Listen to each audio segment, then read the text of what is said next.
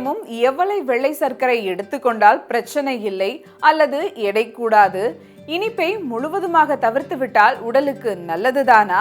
இத்தகைய கேள்விகளுக்கு நம்ம இப்போ இந்த பதிவுல விடைய பார்க்க போறோம். சர்க்கரை என்றாலே நம் முன் கலக்கப்படும் வெள்ளை சர்க்கரை அல்லது கடைகளில் இருக்கும் இனிப்பு பொருட்கள், சாக்லேட்டுகள் என்றுதான் நினைக்கிறோம். ஆனால் காலையில் உண்ணும் இட்லியில் இருந்து தோசை, சாதம் என அனைத்திலும் சர்க்கரை உள்ளது என்கின்றனர் மருத்துவர்கள். பலரும் நாட்டு சர்க்கரை அல்லது கருப்பட்டி, வெள்ளை சர்க்கரைக்கு மாற்றாக முன்வைக்கின்றனர்.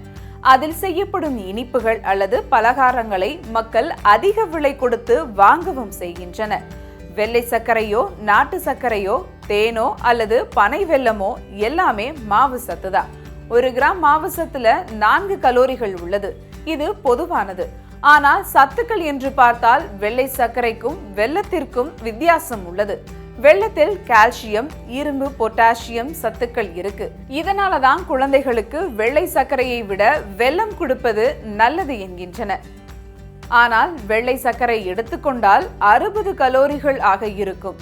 இது மிகவும் அதிகம். எனவே இந்த விகிதத்தில் பார்த்தால் கருப்பட்டி நல்லதுதான். தேனும் அப்படிதான். உடலின் சர்க்கரை அளவை அதிகமாக பாதிக்காது. மேலும் வெல்லத்தை விட கருப்பட்டியில் இன்னும் அதிக சத்துக்கள் உள்ளன. இதுதான் வித்தியாசம். மற்றபடி எந்த வகை சர்க்கரை என்றாலும் அதிகமானால் ஆபத்துதான் என்கின்றனர் நிபுணர்கள்.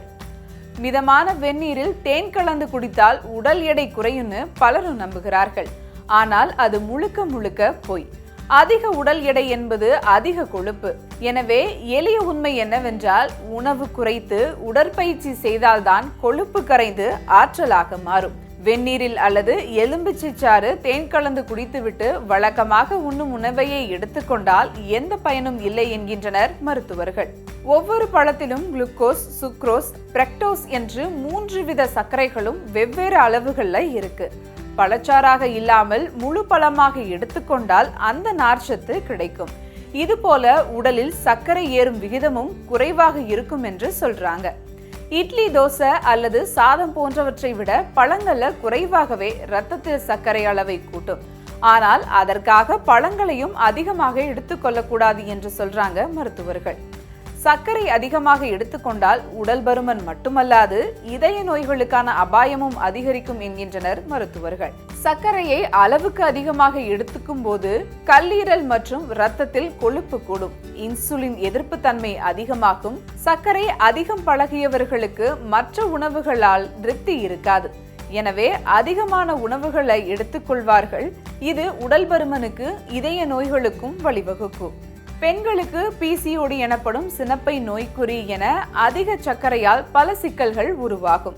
எனவே வெள்ளை சர்க்கரை ஒரு வில்லன், நாட்டு சர்க்கரை ஹீரோ என்பது முற்றிலும் தவறு. எதையும் அளவோடு எடுத்துக்கொள்வதே நல்லது என்கின்றனர் மருத்துவர்கள்.